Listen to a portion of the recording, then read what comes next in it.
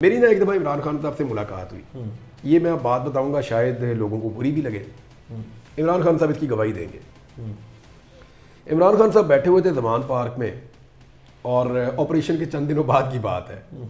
तो टांग उनकी जख्मी थी, दर्द बहुत ज़्यादा हो रही थी, उनको बुखार भी चढ़ा हुआ था। मैं वहाँ गया तो अब मैं उस लीडर का नाम नहीं लूँगा, वो पार्टी छोड़ गया, वैसे आ जाएगा, वापस ही आ जाएगा। तो इमरान खान साहब ना उसके बारे में कोई जुमला बोल के हंस रहे थे और बाकी लोग भी हंस रहे थे। यानी उस लीडर ने क्लेम किया था बड़ा बहादुरी का, और जब गोली चली थी तो वो उसकी सिचुएशन कुछ चेंज हो गई। हाँ, तो खान साहब इस बात पे हंस रहे थे और बाकी लोग भी हंस रहे थे। यानी पब्लिकली उस बंदे का थोड़ा सा डिफरेंट किस्म का था। उन्हें उसका थोड़ा सा मजाक पब्लिकली हो गया। वहाँ 10-12 लोग बैठे हैं तो इमरान खान साहब ने जुमला कस दिया कि वो तो ऐसे दौड़ गया था और ये वो डर गया था, जैसे होता है नॉर्मली। तो बाकी लोग बड़ा ज़ोर से हंसे। मुझे बहुत अजीब लगी ये चीज़। मैंने बाद में इमरान खान साहब से कहा, जी मुझे आपसे एक अकेले में बात करनी है। उन्होंने कहा जी बताएं। मुझे ये चीज़ ठीक नहीं लगी। तो मैंने कहा खान साहब, आप सबसे ये क्यों एक्सपेक्ट करते हैं कि वो आपके सामने खड़े होकर गोली खाएंगे? सारे तो एक जैसे नहीं होते। इस तरह तो जो आपके सिक्योरिटी गार्ड हैं वो सबसे बहादुर हैं। उनमें से एक को अपनी पार्टी का सेक्रेटरी जनरल बना लें, जो गोली खाएंगे, एक को वाइस चेयरमैन बना लें, एक को अपनी पार्टी का सेक्रेटरी इंफॉर्मेशन बना लें।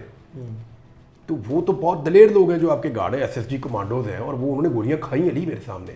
और आपको पता है वो गोलियां खाने के बाद वो पहले इमरान खान साहब को पहुंचाया, सारा काम किया, बाद में वो बता रहे थे मैंने इधर भी लगी है, एक बता रहा था मुझे इधर भी लगी। वो बाहर फिर रहे थे, उनको देख ही कोई नहीं रहा था। वो एक को तो जब अस्पताल में मैंने देखा, मैंने कहा इसको तो लेके जाओ कहीं पे, उसको गोली लगी हुई थी। सबको इमरान खान साहब की फिक्र थी, तो उसको फिर वो लेकर गए ऑपरेशन थिएटर में, उसकी गोली निकाली। तो वो दलेर थे जो लोग इमरान खान के साथ थे, उसकी सिक्योरिटी के लोग थे। तो मैंने कहा खान साहब ये कोई क्राइटेरिया तो नहीं है वफादारी का कि बंदा गोलियां खाए या काबिलियत का। तो मैंने एक उनको मिसाल दी थी। मैंने कहा खान साहब कोई ऐसा बंदा होगा जो आपके लिए किसी को डंडे मारेगा, कोई ऐसा होगा जो आपके लिए डंडे खाएगा, कोई ऐसा होगा आपके लिए नारा लगाएगा, कोई ऐसा होगा जो आपके लिए नारा नहीं लगाएगा, सिर्फ आके अपनी प्रेजेंस वहाँ शो करेगा, कोई ऐसा होगा घर से निकलेगा सोच के वापस अंदर घुस जाएगा लेकिन होगा आपका हमायती।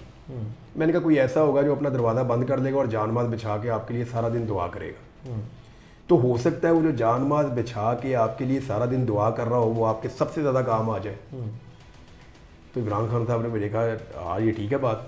अब वो लॉजिक की बात को वो फ़ौरन, इमरान खान साहब की ये खूबी है कि वो मानते हैं। मैंने कहा सर आप पब्लिकली ना लोगों को ये ताना ना दिया करें।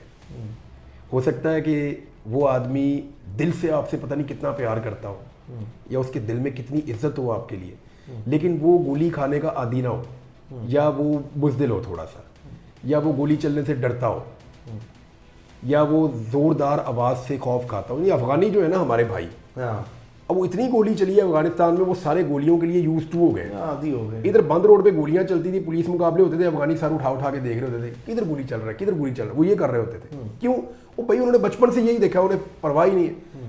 अब हमारे जो लोग हैं, कोई जमीन पे लेट जाता था, कोई इधर चला जाता था, वो अपने आप को बचा रहे होते थे। आदी नहीं, we are not use to. तो इसका क्या मतलब है कि वो बहुत बेहतर है हमसे? ऐसा नहीं होता। आप जिस माहौल में पल के बड़े होते हैं ना, आप उसी तरह के होते हैं। ज़रूरी नहीं है कि जो आदमी लड़ने मरने पे उतर आए वही आपका वफादार या आपके साथ मुखलिस हो। कई बंदे होते हैं यार जो नहीं डंडे खा सकते, कई बंदे होते हैं जो नहीं मार को बर्दाश्त कर सकते, नुकसान को बर्दाश्त कर सकते। देखें ना, मैं सदाकत अब्बासी की आपको एक चीज़ बताता हूँ। अगर इस पार्टी में किसी के ऊपर सबसे ज़्यादा जुल्म हुआ है ना, सदाकत अब्बासी पे हो।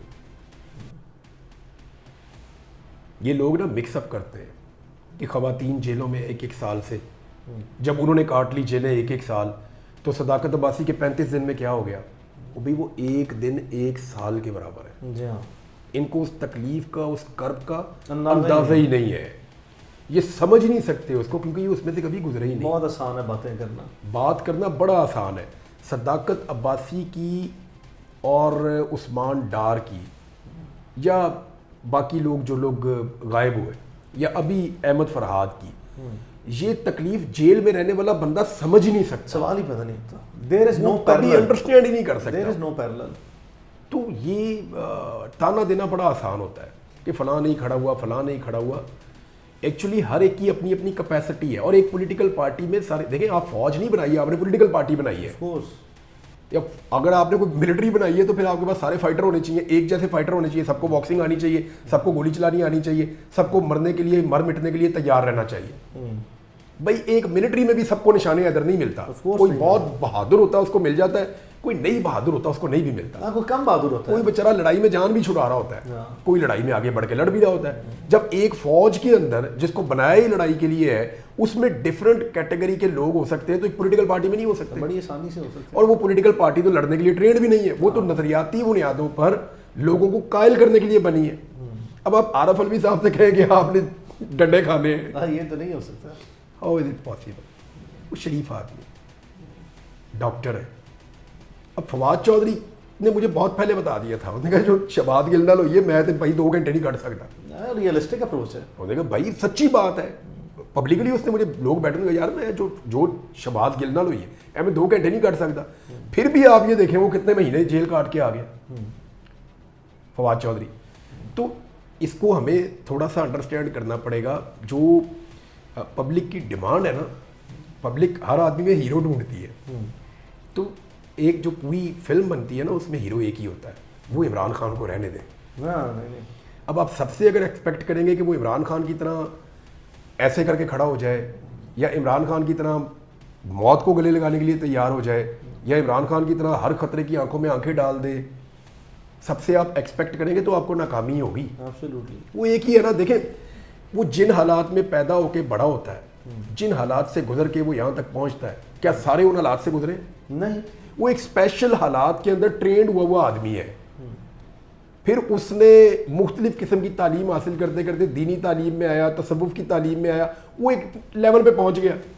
अब सारे ना उन हालात से गुजरे हैं, ना सारे उस तरह के सर्कमस्टांसिस को बर्दाश्त कर चुके हैं जो वो कर चुका है, ना सारे उस स्टेट ऑफ माइंड में जा सकते हैं जहाँ पे वो है।